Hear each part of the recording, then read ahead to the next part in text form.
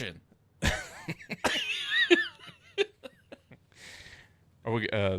We're gonna test our soundboard and the sound pad Yeah. things and see if they work now that we're having some better luck with Riverside. And those of you who've been listening for a while will recognize we used to do this as an intro all the time. Here it goes.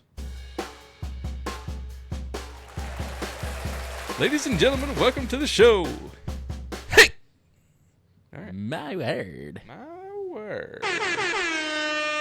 Yeah, man. Oh, I hope that can work. Yeah, me too. Me too. Anywho's, You know, that would just add it's the missing dimension to this show. everybody knows it too.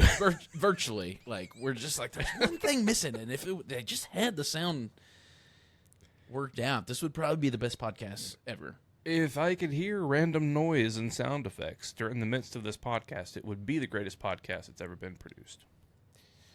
It's not the greatest podcast in the world, no. This is just a tribute. Little Tenacious D for you. Jacques Black. Yes. What's the other guy's name? Kyle Gass. That's right. You respect him. You put some respect on his name. Gas? I'll never, ever forget. This is a true story. Sean was there. He can back this up. We went to the Arnold Sports Fest. You remember this? And we met Don the Predator Fry, UFC legend. Yeah, I do remember And that. in meeting the guy, I was like nervous, and I forgot. So I told him, I was like, dude, your fight with the one guy was like the greatest thing I'd ever seen. Like, but I couldn't remember Takayama's name. I could not remember. But now you notice I know his name now, because in that moment, and I told him, I was like, I told him what I just said, that, that fight was the greatest one, but I can't remember the name. And he was like, in his stereotypical gruff voice, he was like, his name was Takayama. You better respect that man, or something like that. And I was like, I've always remembered his name was Takayama since then. But, yeah. But that just reminded me of it, because put some respect on his name, Takayama. Yeah. So, yeah, that was a cool experience. I guess if Don Fry tells you need to respect somebody, then probably do. Yeah. Probably should. I'm going to do whatever Don Fry tells me to be honest with you. I mean, dude's like 70 now, and I'm still going to listen to him. He could murder me if he wanted to, I'm sure. That fight was epic, though. One of my favorites. Like, it's not, if you're a technical big fan of, like, Brazilian jiu-jitsu and the kind of technical fighting, you're probably not your cup of tea. But if you like seeing two heavyweights just go and beat each other's face until it looks like ground beef, that's your fight, man. See, I really do like the more technical side of it. But,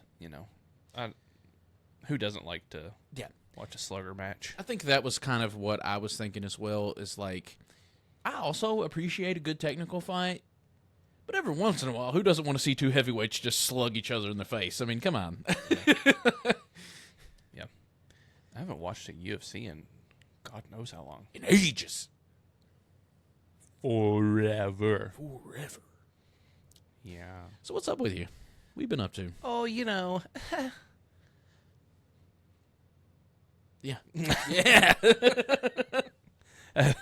Having surgery on my legs. Yeah, And, got that. You'll have that. Now that you're 40, Yeah. it's all downhill. I mean, I tell you what, so freaking the way that they wrapped my legs up, the ace bandage and stuff with the Velcro and stuff that's on it, it was giving me hard way to go. hard way to go. Like rubbing my legs and stuff raw. Yeah, man. And it even caused a blister on this one leg from where it was just like the friction of it rubbing all day long. And you weren't supposed to take it off. Or I said you could loosen it up if you needed to, but just to be safe, I just wanted to leave everything alone. Yeah. So, but anyway, I put a Band-Aid over that blister yesterday. But the whole, that whole area around it is very sensitive. I took the Band-Aid off today. I should never have even thought about thinking about putting a Band-Aid on that yesterday. That for real may have been the worst pain I've ever experienced. Oh, wow. Okay. I mean, that's an exaggeration. That's a bold statement. It is bold. it's up there. In recent memory, at least, it's up there. You have to think, man. You've been alive for 40 years. Yeah. So to even rank like top 10 most painful moments in your life, I mean, that's a lot. That's up there, 40 years is a lot of moments. Yeah. So to be a top 10 moment, that's something. That's Hall of Fame worthy. I mean, if we're talking sports. I mean, yeah, it was definitely intense. Because it wasn't just like, I mean, anytime if you're a dude, you got a Band-Aid on, it's going to pull hair and stuff like that on your legs. But, like, it wasn't just that. It was the fact that that area was already, like, rubbed raw yesterday from the bandages. Right. And peeling the adhesive, it was, like, dollar store brand, and it was, like, but it felt like it was, like, Gorilla Glue. Or, like, whatever the strongest adhesive you can think of. Like, it felt like it was ripping my skin off the bone. Right off the bone. Well, that's brutal. That's intense. So that's today. Yeah. I mean, we went to. I got my walks in today because I'm supposed to be walking a couple times a day. Make sure that the blood's flowing. circulating. Yeah. Went to see my nephew play some football. Yes. Did they win? No. Whack. They played better than they did last time. You know what? I think if you're a kid in McLean County, unfortunately, this is just a thing. This is just what happens to you when you play sports. When you are in McLean County, it feels like you just lose. Yeah, I mean, there is a certain aspect of it. Like, even with Finn's team, it's his first year playing. They're playing flag football. There's 5- and 6-year-olds.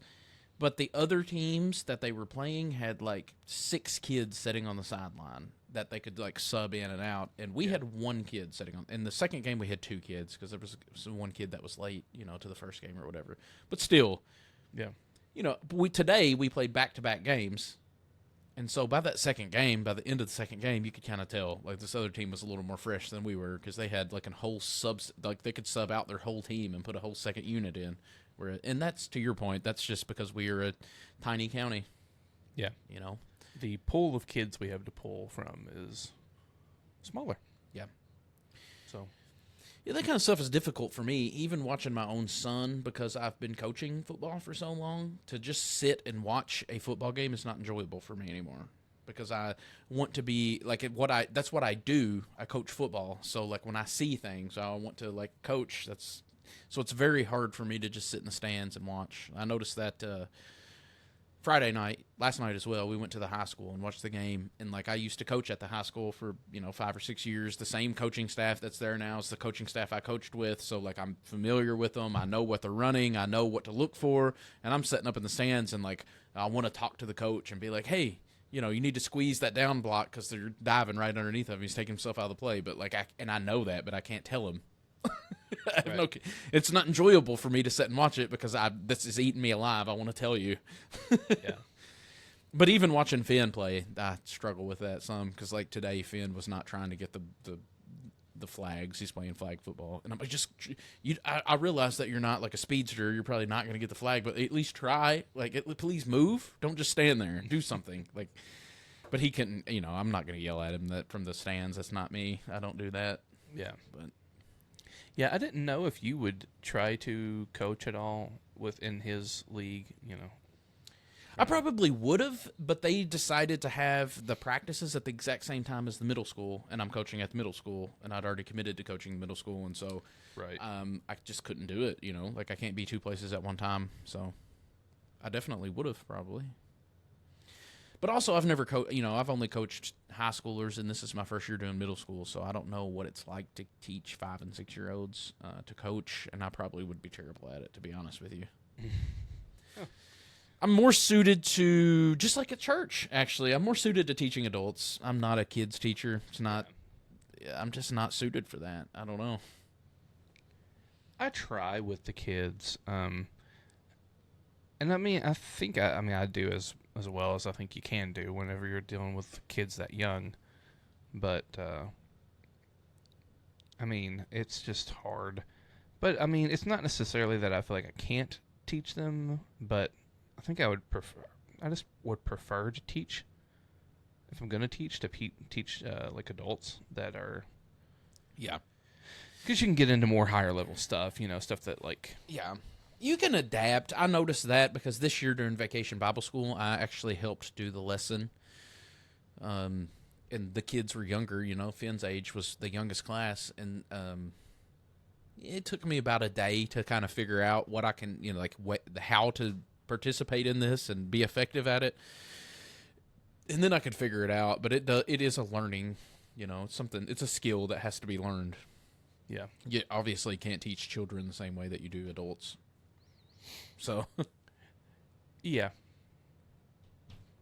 I try to always, I try to make, like, we'll do, like, stories, and, like, sometimes I'll have to do real-time editing in these Bibles and stuff like that, because the theology is just terrible. And then sometimes I just don't worry about it, because it seems like they're going to not remember it anyway. you would think that, but Finn does remember. Like, he'll tell me sometimes. I ask him, not if I ever ask him directly after Sunday school, like what you guys went over, he'll be like, I don't remember. But then in the car on like maybe on a random Tuesday, he'll be like, hey, John 3:16 is for God so loved the world, he gave his only begotten son. I'm like, yeah. Right on. Well, it honestly gets a little hard for me because, like, I also, because of who I am and because of my, I don't even know how to phrase that, actually. I was going to say my place. I don't know where my place is, actually, at the moment. So, It's a common theme. We've talked about some, but... But because of me, because of who I am, like, sometimes I hope the kids aren't paying attention. Because if they're paying attention, they're going to ask good questions. Yeah. And even though I feel like I'm prepared to answer those questions, I don't know that parents or anyone else would appreciate the answers I would provide. Yeah, you're right. I get you. So 100%. if I was being honest with them, I actually managed to get away with not answering one because I just reiterated the point of the story rather than answering the hard question. Because we talked about the flood. Yeah. And one of the kids was like, why would he do that? It's so funny because, it's almost not funny. It's so funny that it's not funny because, like, you're talking about, like, kindergarten age kids. Kindergarten to what? Like, third grade?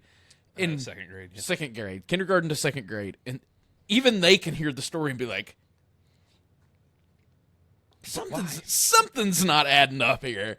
But, like, we have adults who are just, like, doubling down on it. We're like, no. The book says it. But even the kindergartners are like, are you sure about that? The ocean covered Mount Everest. We know it. Oh, man. We got to watch out what we say about that because that's just right. That's right where that's my sensitive spot right now, man. I am. Yeah. The whole Bible thing is got me so tore up and so frustrated. And that's the main crux of not knowing, because a common theme that we've been talking about, we talked about it last week, we've talked about it off air, is knowing our place, not knowing how to participate in community in a way that is beneficial to everybody, that's, because I don't just want to participate to, like, tear things down. Like, I'm trying to be, I know I said at the end of the last episode that I'm trying to, like, leave drops of honey. Like, I want to be that, not deconstructive. But for me, that Bible thing is just, I don't know what to do with that. It's so frustrating. It's infuriating. It's everything in my life right now. I don't even know how to talk about it, to be honest. Whoever hears me talk about it is going to be offended. There's just no way around it. Yeah. Yeah, well, we don't have to talk about it. No, I mean, we definitely can, because I don't care to offend people. I'm just forewarning them that you will be offended. But I don't care to offend people. I've never cared. Yeah, well, so, like, I tried to make the point, and actually this might offend people if there's people listening that wouldn't, because I said that I don't know how people would appreciate me telling their kids whatever. Anyway, So the story though, the flood, the point that I was trying to make to them was it didn't work. See, because and that's kind of it didn't not in so many words. Yeah. Not in so many words does the actual Bible that we were reading kind of says that without saying it, because it says that the problem of sin persists afterwards. Right.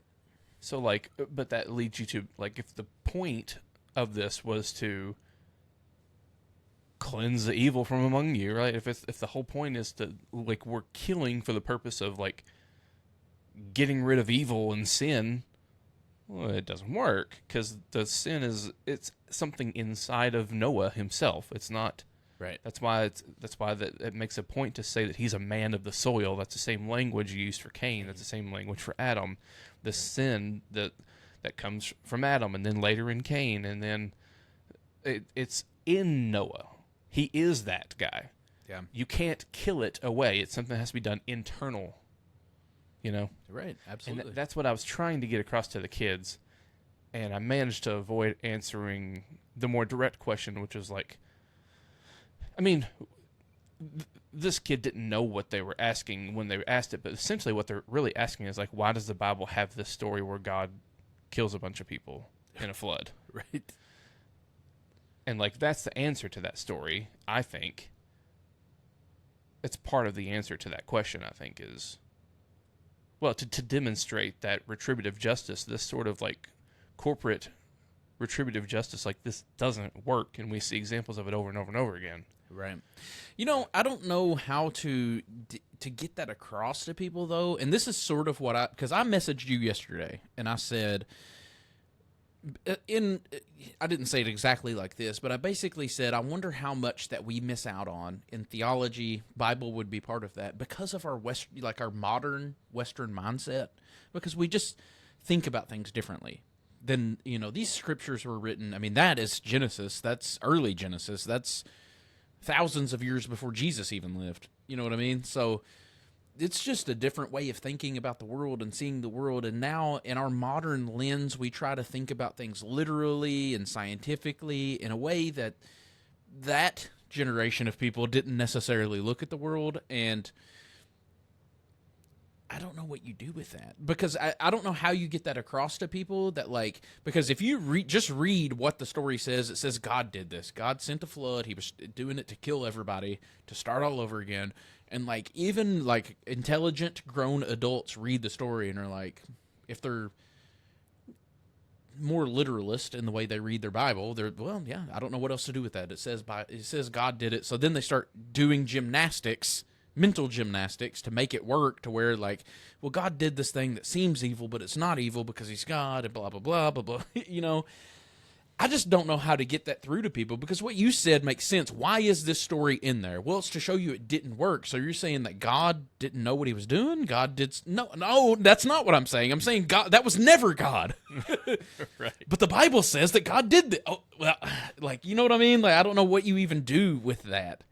Because it's such a... And that's what we talked about this last week, too, about it just being a whole nother game, a whole nother language, where these people are operating at who read the Bible, these people, not a slant, those people, but the people who are reading the Bible more literalistic like that. I don't know. It's a whole nother language, man. I don't even know how to get that across to people. I don't know what you do with that. If they're the people who are well, I'll just read the Bible and that's what the Bible says. Okay. Right. I mean, your whole religion's nonsense, but okay.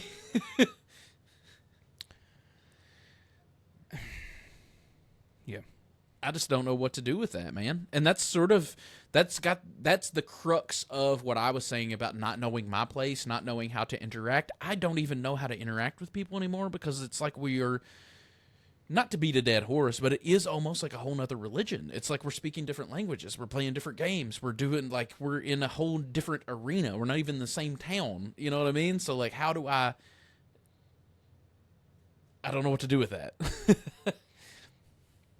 Yeah. Yeah. I mean, there's so much that has to be deconstructed to even, I think, have a worthwhile Maybe not worthwhile, but a constructive conversation, maybe. What I find to be the most interesting thing about this is it's because people cherish the Bible and hold it in such a high regard that it almost, in a sense, backfires. And, like, please don't literalize my words, but understand what I'm trying to, get across here. It's because people hold the scriptures in such high regard that they're just like, well, the Bible says it, this has to be true, it is what it is. But they don't necessarily have the literary skills to understand what the scriptures are actually doing. Like, we don't, again, our Western literalistic mindset is just as it is, but we hold it in such a high regard that we can't even question it. So then you end up with all of, like someone like me can't even start to you use the word deconstruct. We can't even start to deconstruct because, like, that's their number two. Yeah. Or number one. But but it's such a high, they hold it in such a high regard, a high esteem that you can't even start to deconstruct it. But you have to. Yeah. I don't know what you do with that, man. Like, that's really where I'm at right now. I don't know what to do. Because I'm in a similar spot to, like, as we talked about the last time we recorded. Like, as far as my own personal spiritual walk, I can't get enough, man. I'm reading every day. I'm reading my mirror. I'm thinking about this stuff. I'm just still enamored by the crucified Christ. Yeah. But community-wise, I don't know what to do. I don't know how I fit in. I don't know. Yeah. Yeah, I mean, it's more, to me, it's not even about, it's just the holistic, the American evangelical church at large. You know what I mean? Like, I just don't know. Yeah. It's such a weird thing. And I'm sure I was thinking about this while I was running today. I'm sure every religion has exactly the same thing I'm about to say, but I've never been a part of another religion. I've dabbled in other religions, but I've never actually been a part of one where I attended their holy place, temple or whatever it is, mosque, whatever. But I was thinking about it in regards to that Joel Webbon thing I sent you and just how different, like, Good God. I don't know Joel Webbon's God, and I don't want to know. And it's like, we proclaim to be a part of the same religion. We proclaim the same holy text as our holy text. And yet that's the perfect example. It's exactly like I sent to you in the text message when I sent you the video of him. It was like, tell me this isn't a different religion. There's no doubt. Like, it's a whole nother God. The Jesus that I believe in would not even recognize his Jesus. They're not even in the same planet. Yeah. You know what I mean? And that's more of what I'm talking about, of like not knowing how to engage. It's like, how do you engage with people who view Jesus like that when I don't even recognize their Jesus? It's when it's like a different planet, I don't know what you do about that. And I'm sure, like I said, I'm sure every religion has that, but it's very obvious to me with modern day American Christianity. That's the community I'm in. So, yeah, it definitely seems like there is and I don't know, maybe it's this is something that we've talked about before, and I don't know. You make a good point that, like, a lot of these people actually have really large followings in comparison to some of the voices that we listen to, Right. So I don't know, because what I was started to say is, like, it may be that there is just a small subset of American evangelicalism that is sort of like sullying the reputation, or for everyone. But I don't know. To your point, the Josh Howertons and the Joel Webbons and the Canon Press, like Doug Wilson's got his own, like, press and company, like, they're put out books and stuff, and, like, it's such a large thing, and they all have such large followings that it's kind of like, I don't know.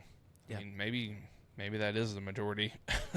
And that's the hard thing for me. That's the perfect example, because I don't know that I've been as clear about this as I wanted to be. When I have said in the past that, like, I didn't even know whether I wanted to consider myself a part of Christianity anymore. Like, I've had that thought of, is Christianity just bad for the world? Like, are we better off without it? Totally. Like, I know that probably sounds crazy depending on where you're watching this from, but like, look at that. Like, you hear, we didn't play the Joel Webbon clip, right? But he's talking about allowing widows to starve. Like, you can just search his name and find just a plethora. Every time the man opens his mouth, nothing but feces comes out. And he's a Christian, like, and people like that, people like the Driscolls, make me wonder, like, are we just better off without Christianity? Like, is it poisoning the world? I can't help but think that. Yeah. And that's, every time I watch video, and that's the contrast that I was trying to get at with what I got out of going to Honduras this time. Because that's not what Ed and Val are. They are actually employing what I would consider real Christianity and making the world, doing their part to make the world a better place, not a worse place.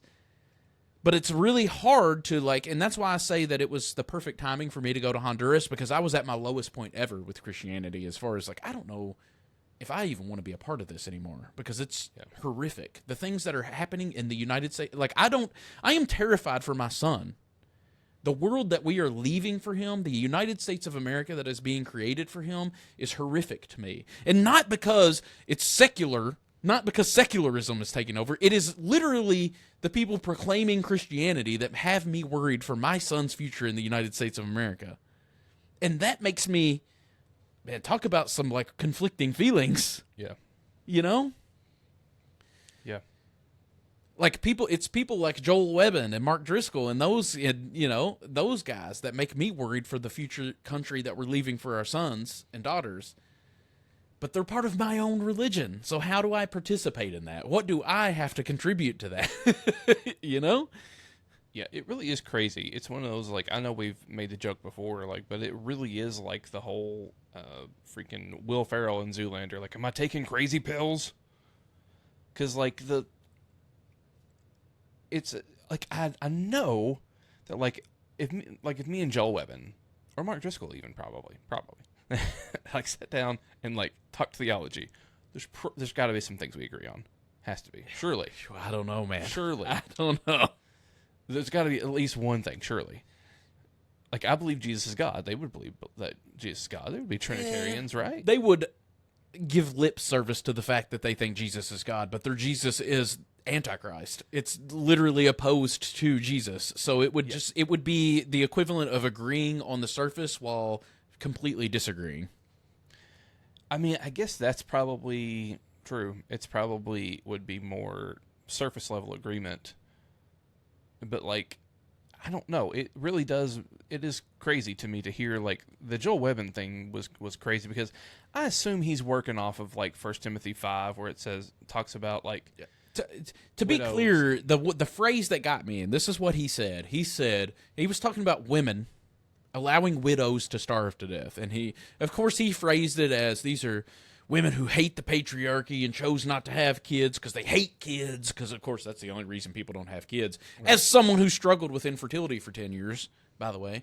But that's the only reason why people don't have kids, is because they hate children and blah, blah, blah, blah, blah. But he said, you starve. Glory be to God, you starve. Yeah. And the only thing I could think of at that time was, you piece of shit. Like, and I'm being honest, like, I'll just say it because I'm not bragging that was the thought that came to my mind, but I thought, what a absolute piece of shit. Like, who would say that? Yeah. That's I can't even imagine the words. It's so horrific. That is so opposed to the Jesus that I believe in, to the God that I believe in, that it's Antichrist. That is blasphemy. That is what it means to take the Lord's name in vain. To say, you starve, glory be to God, you starve. That is what it means to take God's name in vain. That is the fact that I can be called a heretic, but not that guy.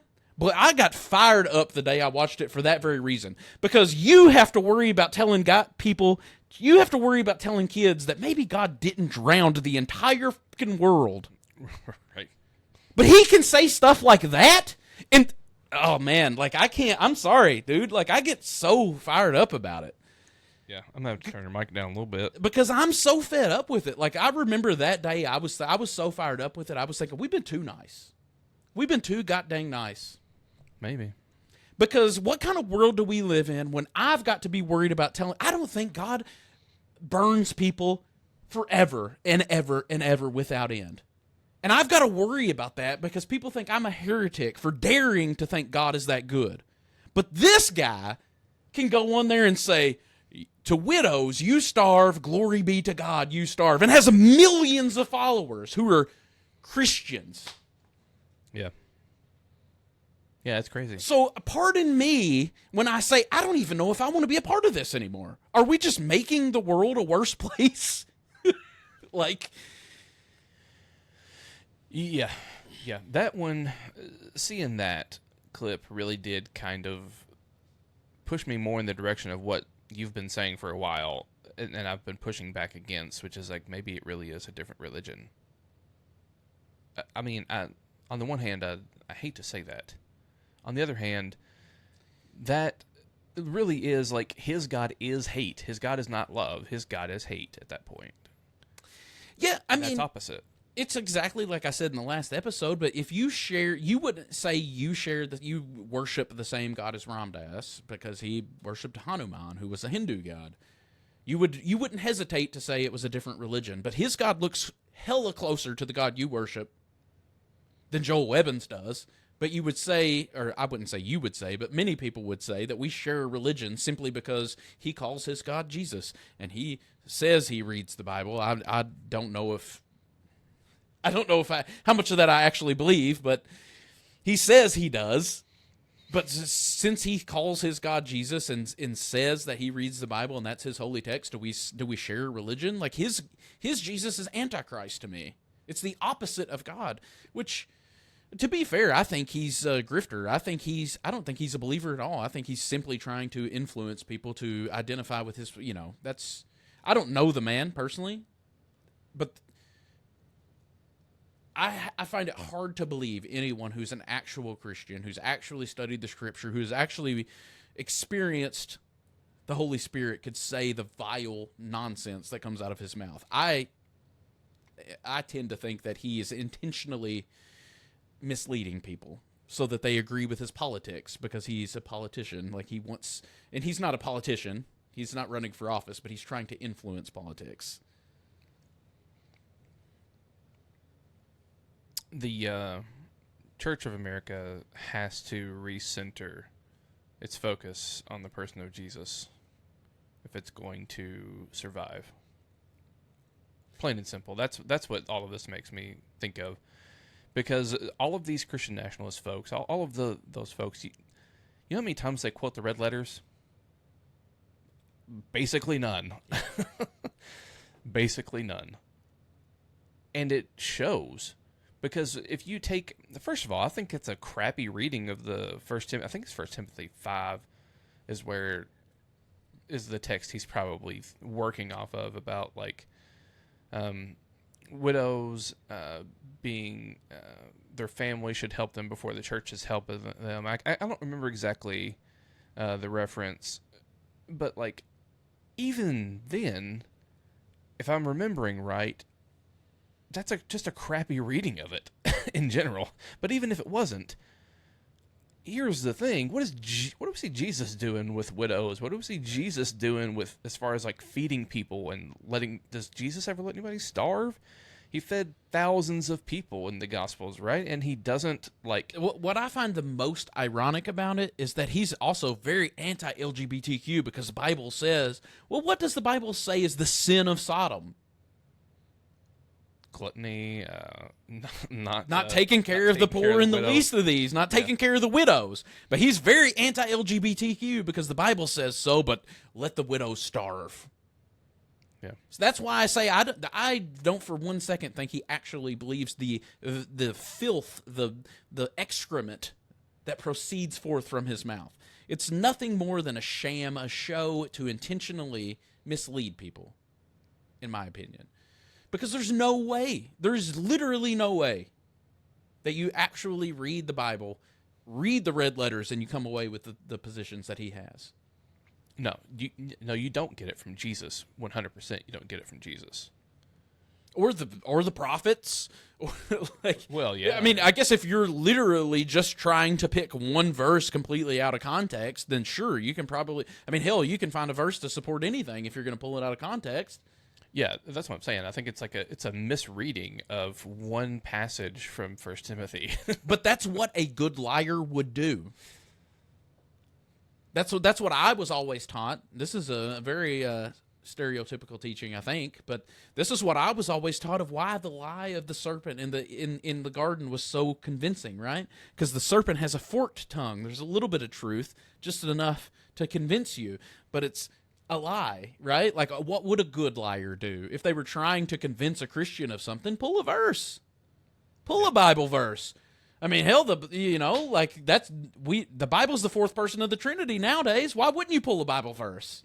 If you can convince someone it's in the Bible, who cares what your intellect says, what your morality says, what the Spirit has laid upon your heart? Nope, it's in the Bible. Better believe it. Why wouldn't you pull one? Or even what the Bible says elsewhere. Yeah. Like, you don't get to just pick and choose like that. You have to. I mean, you can, but that's why you end up with people that are saying that they hold biblical positions when everything that they're holding is actually Antichrist. Yeah, I mean, that's why it always cracks me up when my beliefs are biblical. Oh well, hell, I mean, you can support anything with the Bible. What does that even mean? Right. But anyway, now that I'm on that soapbox, yeah, I figured that the Joel Webbon thing would come up. And that's really my main takeaway is I'm saddened by it once again. And it really comes down to, I think, that, like, the church, if the church in America is going to have any sort of revival, it's going to be because we refocus on the person of Jesus.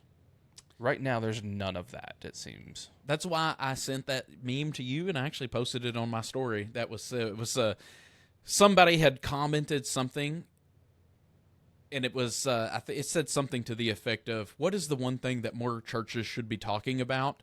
And then there was a comment underneath of it where the comment just said, Jesus. Yeah. And I circled it real big on my story. It was like, yeah, because that's it. Yeah. That's 100%. I agree with you. Yeah. Which sounds silly. Like, I felt silly even posting it because it's like, what else would you be talking about in churches? But obviously, that's not what we're talking about. Yeah. Jesus never asked anybody their political positions before he healed them or fed them. And it goes back to exactly what we said in the last episode. Like, if you start with your lens as the crucified Christ, just start there. He's not a voice. He's not a revelation of God. Jesus, the crucified Christ, specifically, is the definitive revelation of God. Yeah. Everything that you say about God had better be in alignment with Christ crucified, or it's bull. Let me just stop there. I was gonna say a little more, but I caught myself, or maybe the Holy Spirit caught me. Well, I was gonna say the Stanley Hauerwas quote. What is it? Christ is king and everything else is bull. Everything else is bull. Exactly. I don't know if our bleep is working yet or not, but I think that's the. Yeah, I don't know. I mean, that one, I knew we would talk about it too, just because I've not got over it. It fires me up, dude, and because it hits me at a sensitive spot. That's the spot. It's the perfect example of what I have been trying to express all along. When I have talked about the best example that I had up to this point was the Buddhist monks doing the walk and the people trying, the Christians picketing them and screaming at them and all that. That was the best example I'd had up until now. But now Joel Webbon has passed that. Like that. Now I have an example to point to be like, see? Like, I don't know what to do with. I don't want to be a part of this. If this is what Christianity is, I'm not Christian. I don't want anything to do with it. This is strong language, and anybody who's watched our show for any appreciable time will understand that I use strong language, but I mean this with my full chest. If the God that Joel Webbon believes in is actually God, I want no part of it. I will be the first to volunteer to spend eternity in hell. I don't want to spend 1 second in the presence of that worthless trash. I have no desire. Forget about it. Like, I mean it. I'm not just, that's not hollow words. My very soul means that. So. Well, luckily, if, well, I don't know. I don't know where you stand on the afterlife at this very present moment. But if I'm right about my eschatology and my soteriology and all of that, then that Joel Webbon won't be there. Yeah, I agree. But if he's right and we're wrong, then hell sure as hell is real, and I would happily volunteer to be the first one in line.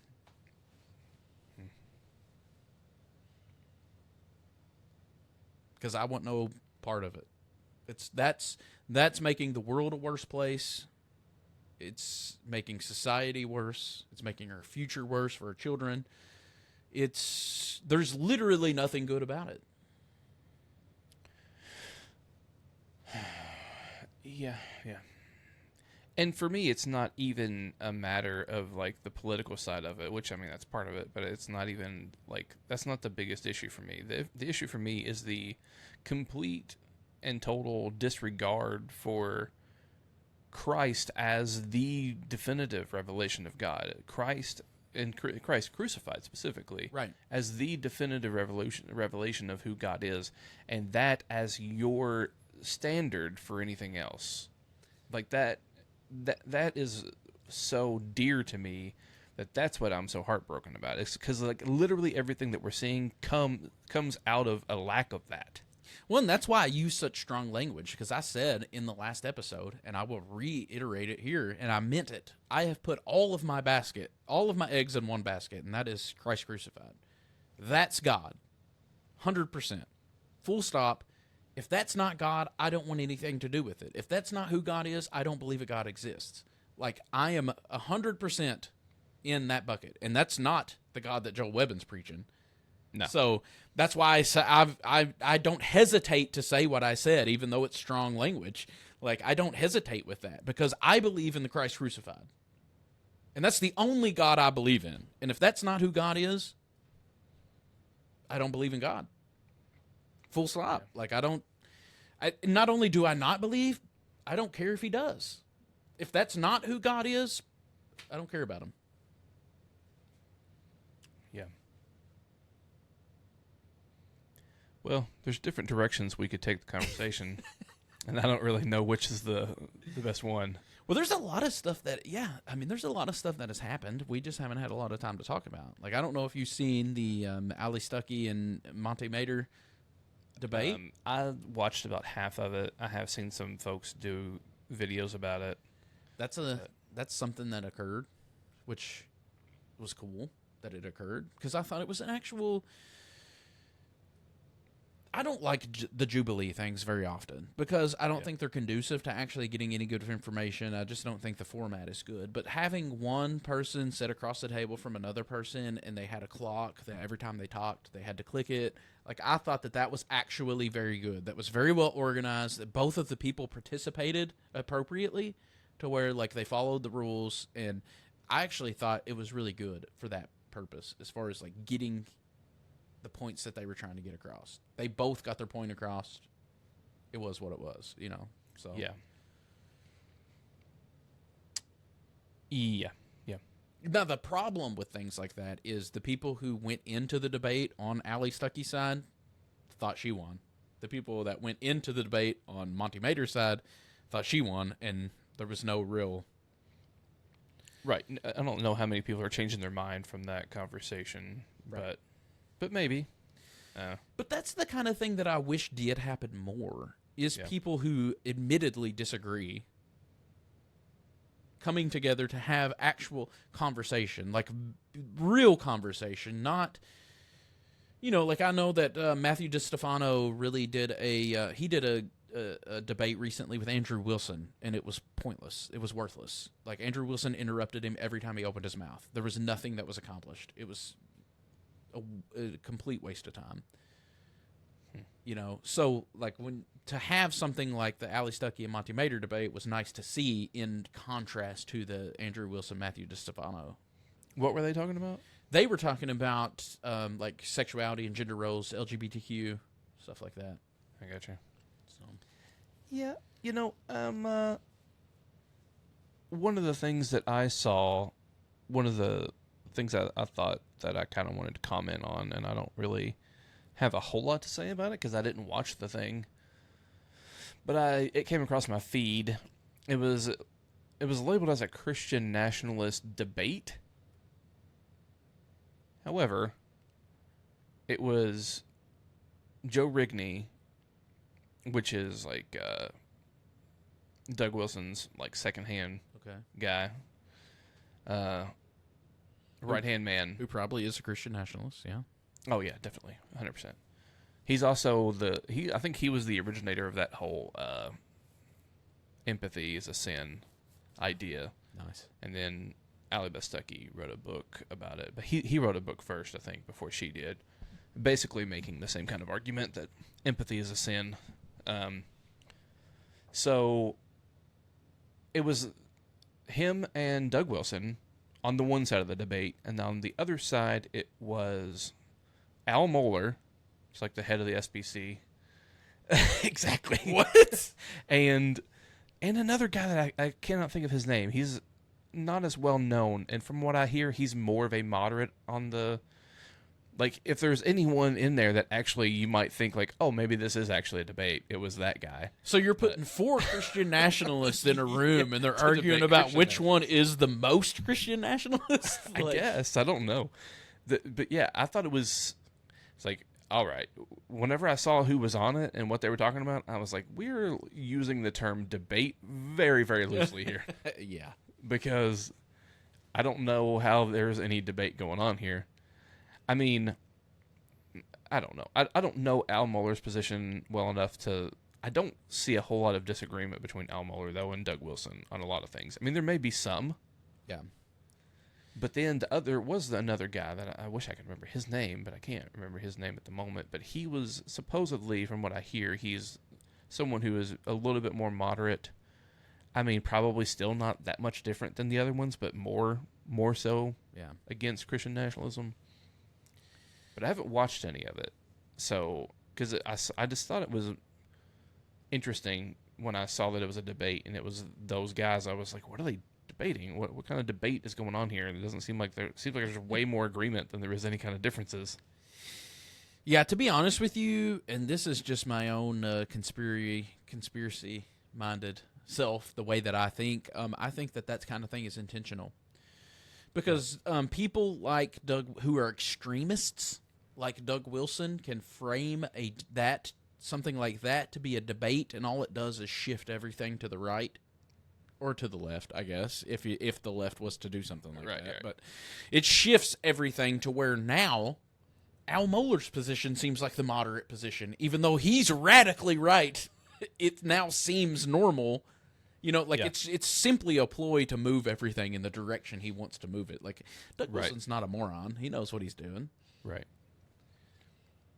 Yeah. That's why I have a hard time actually believing that people like Doug Wilson or Joel Webbon actually believe they say. Yeah, maybe because they're not stupid. Like, they're intelligent people. They know what they're doing. Right. Yeah. I don't know what that is on the screen there. But yeah, I didn't really have much else to say about that in particular, just because I don't know. Yeah. I haven't actually watched it yet. I don't know if I'm going to watch it. That was what stood out to me about what you just said, because I can tell you who's not going to watch it, and this is going to be this guy. But then there was another thought that I had, something else I thought about bringing up, and now I don't remember what it was. Oh, well, that's a shame. It wasn't the Jubilee thing with Allie and Monty, but I guess we could. Well, I don't really have anything to... I watched a little bit of it, not enough to really... Like, I don't have... I mean, obviously, I agree with Monty Mader on pretty well... From what I watched, I agree with her on pretty well everything. I follow her on, TikTok and socials, and generally like her position, generally wholly disagree and dislike Allie Stuckey's position. There's probably nothing she's going to say to change my mind on that. Like, I like to think of myself as open-minded, in that, if the argument was persuasive enough that maybe I would change my mind. But I find it pretty hard. I know that I heard April LaJoy say this about that debate, that like one of the things that she thinks is different in this debate is that Monty used to have the same view as Allie, but Allie's never had the same view as Monty. Right. And that gives her a different perspective, and that's why I would say it would be pretty hard to convince me of her position, is because I used to believe that, and I've changed. Like, it's not like you're gonna say something and me be like, oh well, yeah, now I believe that. No, I used to believe that, and I've been convinced otherwise. So I haven't watched the whole thing, and I don't know enough about Monty Mader's position on everything that is entailed in that debate enough to know. But from what I did see, I do think that Monty's arguments are just better. But I don't know that I agree with either one of them fully. But like I said, I haven't heard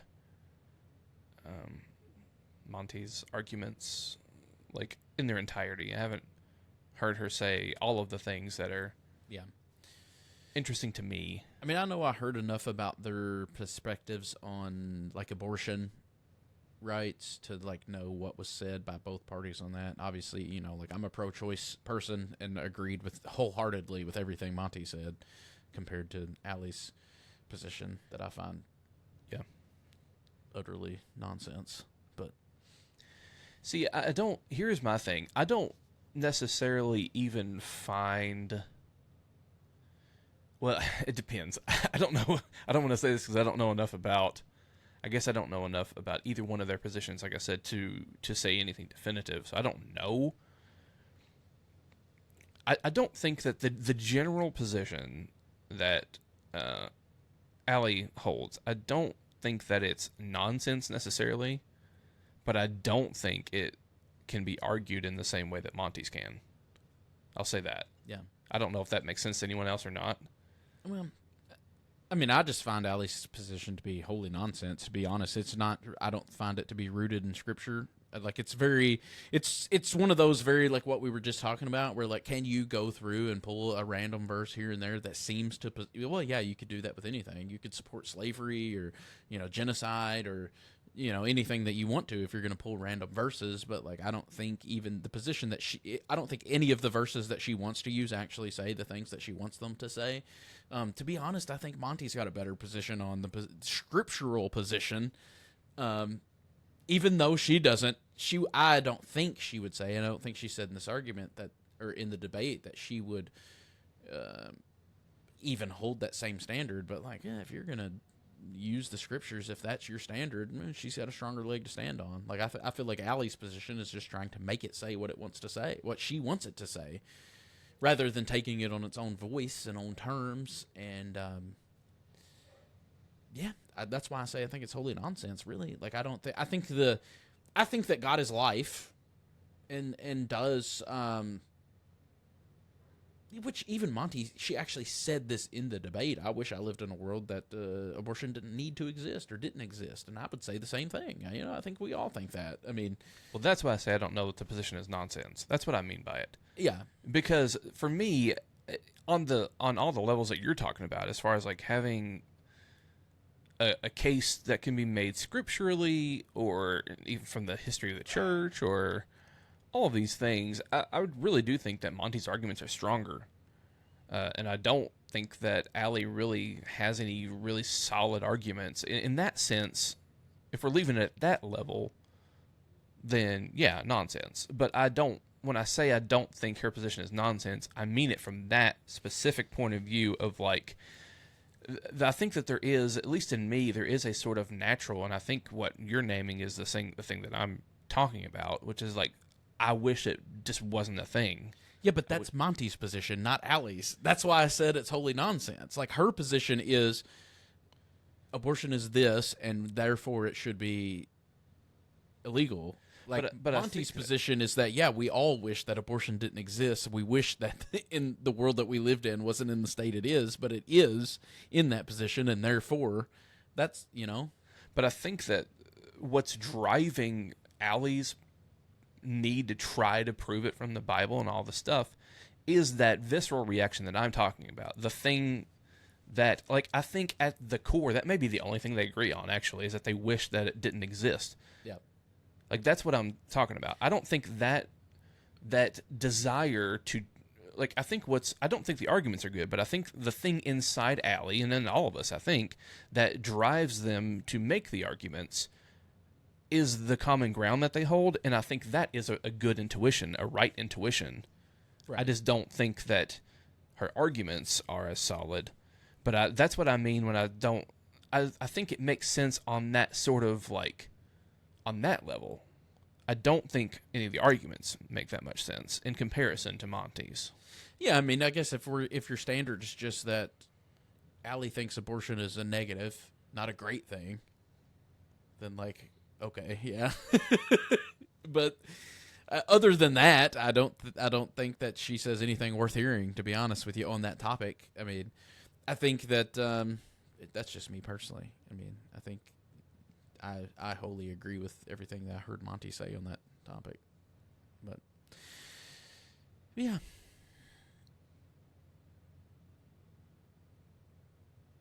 But I do think that you're probably right. It actually frustrates me a little bit because, and I don't think that you meant this, but what I hear I strongly suspect you misunderstood what I was saying. Probably. But it does frustrate me because it is maybe you didn't say this, but it is something that I've experienced in my past, and I think that people have said is that the conversation is framed in such a way as like, oh, Allie's anti-abortion and Monty's for abortion. Republicans are anti-abortion and Democrats love abortion. Right. Liberals love abortion. Yeah. And like that, have you ever heard me say that?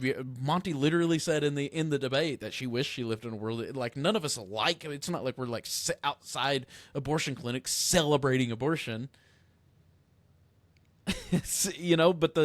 But that's where I hear the conversation as like, that's the way I hear the conversation being had in the public square is, well, at least, Allie's anti-abortion.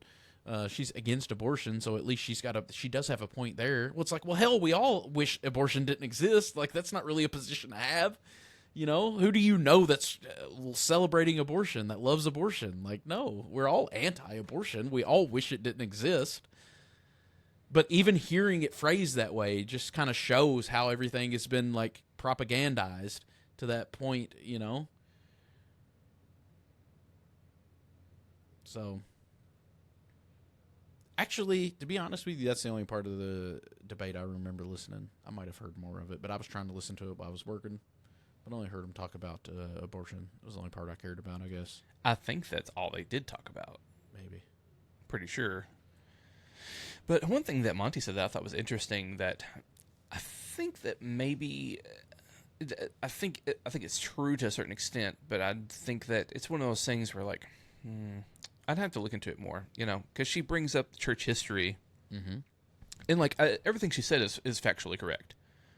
And Allie just sort of dismissed it as kind of like, well, I don't care what people in history said. Yeah. Well, you say that until it suits your purposes, and then like if you're, like I've heard her and different people make arguments for like atonement theories and stuff like that, and like using church history to do so, and it's kind of like, well, okay, you do actually care what people in history said, but we're just not right now. Yeah, only when it suits you.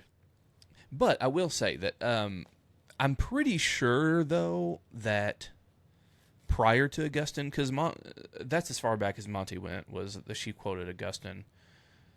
I think, though, that prior to Augustine, the church was probably more... I don't know that I would say that they hold Allie's position insofar as like a political position, but I think that again, I think that basic instinct was probably there prior to Augustine. You know? Yeah. That's what it seems to me. It's just one of those. I mean, me and you have never really gotten into the topic of abortion on this podcast, probably intentionally. I don't know. Yeah. But we've never really talked about it that much, and that's the part I think that most people would misunderstand about me. Is like, I get really frustrated when people want to frame things as like people that are pro-choice, and I use the air quotes on that because pro-life is sure as hell not pro-life. But people would frame that the pro-choice ideology as like pro-abortion, for abortion. And like I've mentioned on this podcast before, me and my wife tried to have kids for 10 years. We battled infertility for 10 years. We finally had a kid, and it almost killed my wife. Like, right. So for people to say that like I'm for abortion or I like abortion pisses me straight off, to be honest with you. Right. Like, I dare you to say it to my face. Yeah.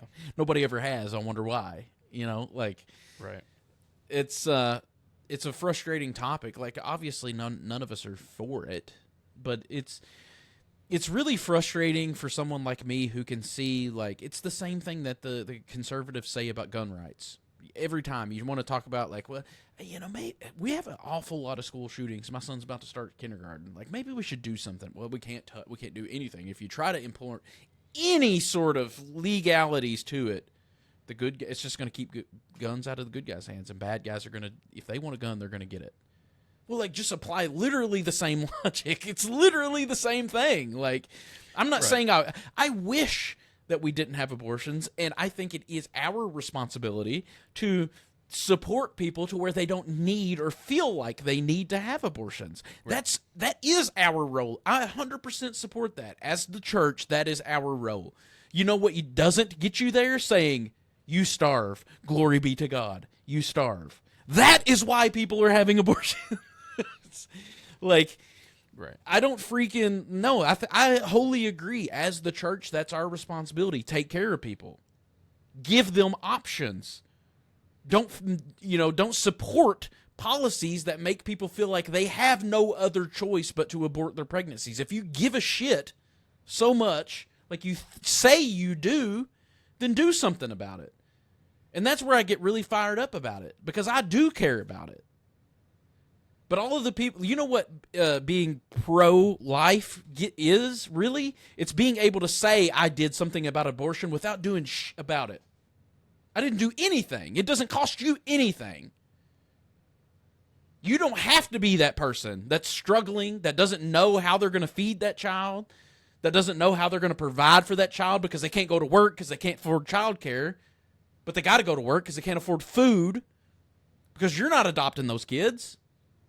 You're not fostering those kids, but you feel good because I cast that vote that says I'm pro-life, but you're not doing anything, and that's why I get so freaking fired up about that topic. And depending on who we're talking about, like you're actually actively preventing certain social safety nets and things like that would prevent. Yes. That are like the only things seemingly that prevent abortions. I mean, well, not the only things, because like one thing that's really interesting that I've seen in some of the data previously about abortions is like there's a significant number of abortions that are committed by like Christian women that are like regular attendees at their church, and the reason being is because of the shame and stuff in the culture. This whole purity culture thing has brought so much shame, and so much like they don't want to be looked down upon for being a teenager who's pregnant or a single woman who's pregnant, and that stigma that comes along with that was like it would be easier, it'd be better for their whole social circle and their community and their family and their reputation and all of that. Their family's reputation and the church's reputation and everything is like dependent upon this whole thing. So like there's all kinds of things that factor into people's decisions to do this. Right. That, in some ways we're not helping. Yeah. Well, and there's statistics that show that the places that have the strictest abortion regulations have higher infant mortality rate and maternal mortality rates. And the reason why is because a significant number of abortions are done not because people just want to abort their pregnancies. They're done out of necessity for health reasons. Like, I think that's and I don't actually blame the people that are voting that way or supporting those causes for this. But that's the way that things have been painted in society. It's the propaganda that makes you just think that the people are just out there willing to, like, just getting pregnant every, 9 months and aborting it.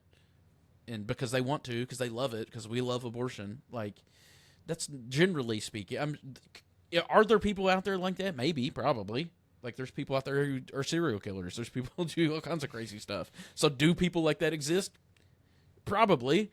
But, like, the vast majority of people, like, I would say statistics back this up, that are faced with that and make that decision, do so out of a place of desperation. Not because they just enjoy the process. That's insane. Like, yeah, I think that it's people that, number one, have those health reasons or the socioeconomic reasons or the, like you were talking about, the shame, the cultural reasons. But largely, I would argue, probably economic, if I had to say. And that's why I try, I think my whole life, that's been my frustration politically, is I've been told my whole life that that there's no way to be a Democrat or a liberal and be a Christian. You have to be you have to vote pro-life. That and gay marriage are the only two things that matter. And you better vote conservative on those two things or you're not really a Christian. And, like, from my perspective, it's the exact opposite of that. Like, I don't know, and I'm not trying to say it's not possible, because it's absolutely possible to be a Republican and a Christian, but I don't understand it. Like, I can't put those two things together. I don't know how conservatism and Christianity fit together. I can't understand that, for me personally. I don't understand how the pro-life position fits into Christianity. I understand the idea of wanting life. I get that. Like what you were talking about. I absolutely get that. But the actual position, the voting positions on that, don't make any sense to me. Like, I don't get it.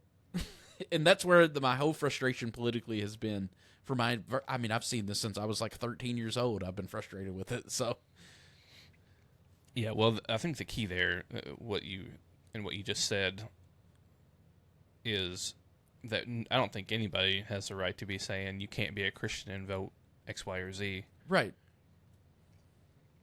So I just think that's not taking into account the real nuance to all of these things. Yeah, absolutely. And it always comes back to me. We've talked about it before, but I don't think Jesus is a Democrat or Republican. Like, I don't. Right. He seemed pretty clear in the Gospels to not give a crap about politics. To be honest, like, that seemed to not be his concern. So yeah. From that perspective alone, I think the idea that you have to be a Democrat or you have to be a Republican to be a real Christian, like, it's just silly. It's just nonsense. It doesn't make any sense. Yeah, absolutely. Well, because the kingdom has its own politics. The kingdom of God has its own polis, its own politic, its own.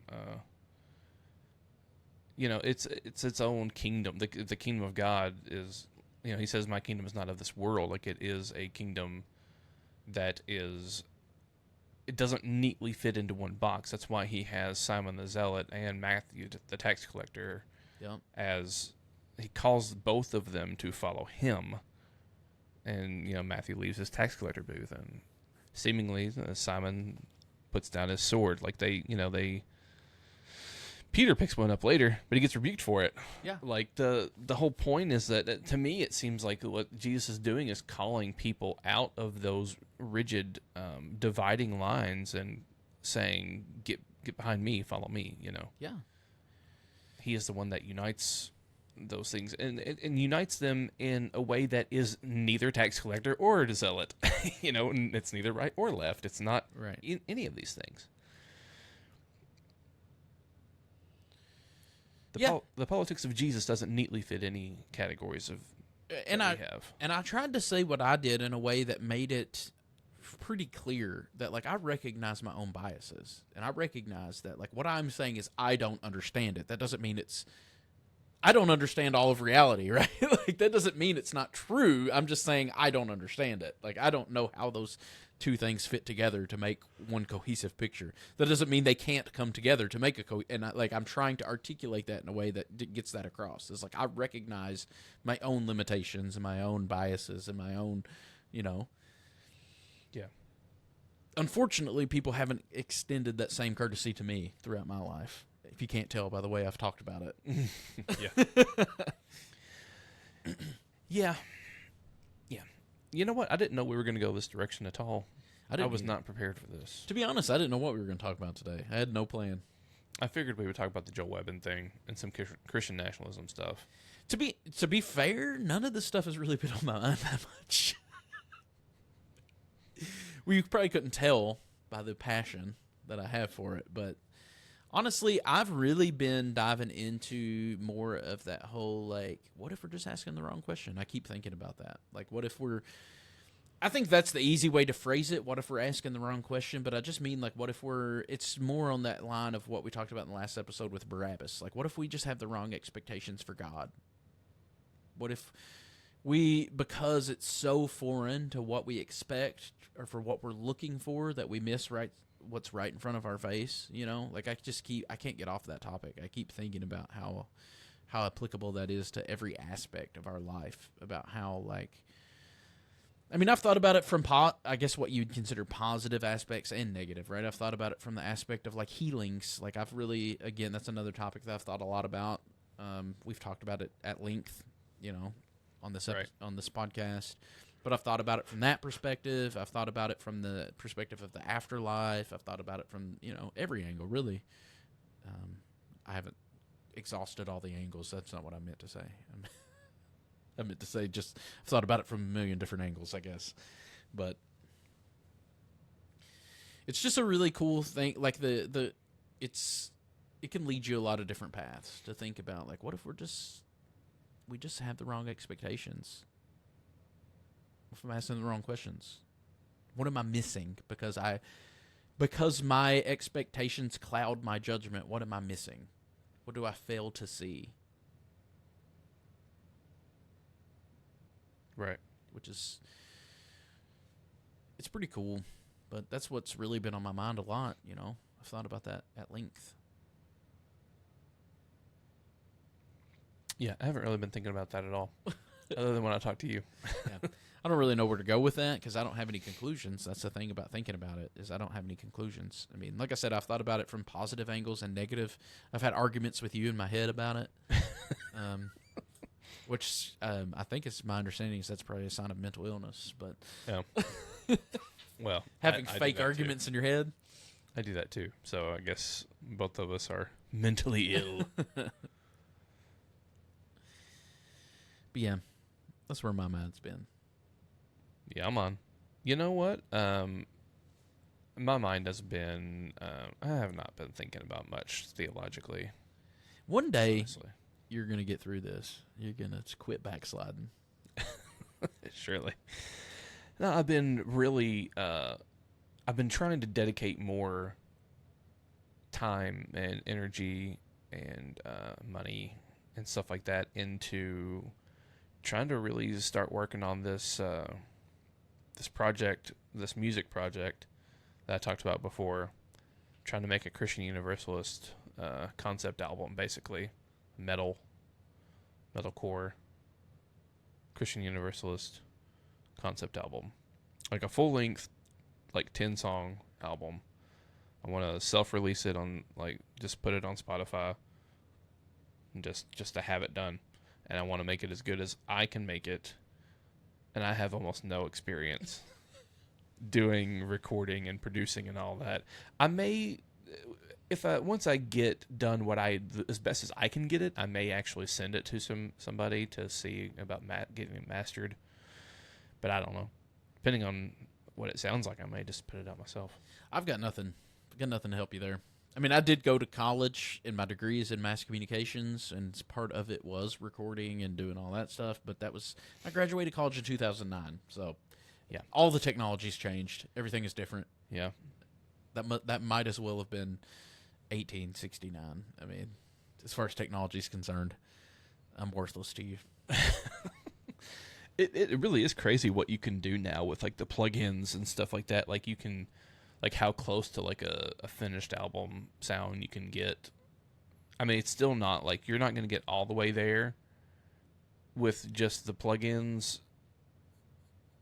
When I say plugins, I mean like drum libraries that you can buy that have like drum sounds in it, and guitar plugins that you can use to capture different amp sounds and stuff like that. Like there is still there's definitely a need to have some sort of education in production to actually get it to that final, but you can get real close nowadays on your own with some of these things. It's pretty cool. Yeah, I was just thinking about how easy it is as far as like having the access to like Spotify, where you can just self-release something on Spotify. Like as long as you have a laptop and some minimal equipment, you can record whatever and put it on Spotify, and there you go. Like think about back in the day, you would have to have like it was pretty hard. You could independently release a CD or an album, but you would have to like pay for the studio time and go to the studio and do it, and then it would have to be released, and then to actually get to people, you would have to sell physical copies of the album, the CD. But now you just record it on your personal laptop, upload it to Spotify, and people all over the world can hear it instantaneously. Like the reach compared to what it was when we were kids is insane. The access to that stuff, I don't know how copyright and all that kind of stuff works. Like I don't know if that might be something I'd have to look into as far as putting it out on Spotify. But I don't know. Yeah. Well, I'll have to cross that bridge when I get there, I guess. I got nothing for you, man. I don't know.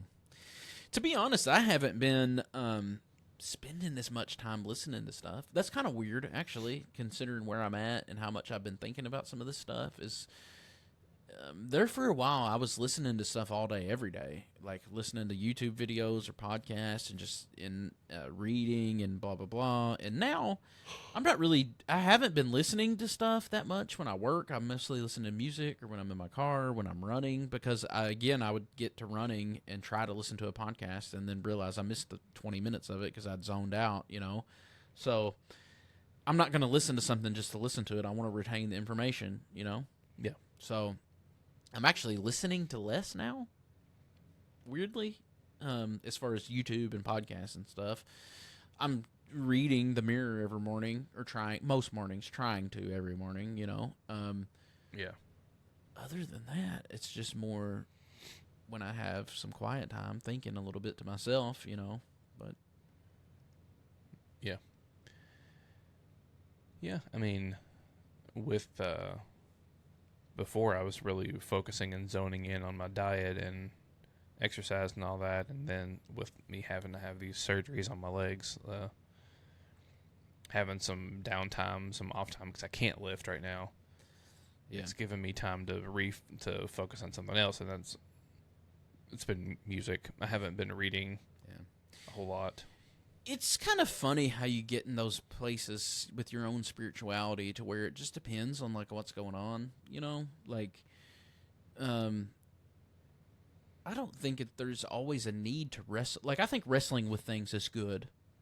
I've said that before. I think wrestling with things is good, but I don't think there's always a need for that. Like, I'm not doing that right now. I'm not really wrestling with things. I mean, I am thinking through the implications of like, what if have the wrong expectations? What if I'm asking the wrong questions? But not in a way that I'm really wrestling with anything. I'm just sort of doing it in more of a thought experiment kind of way of like, where can this lead you?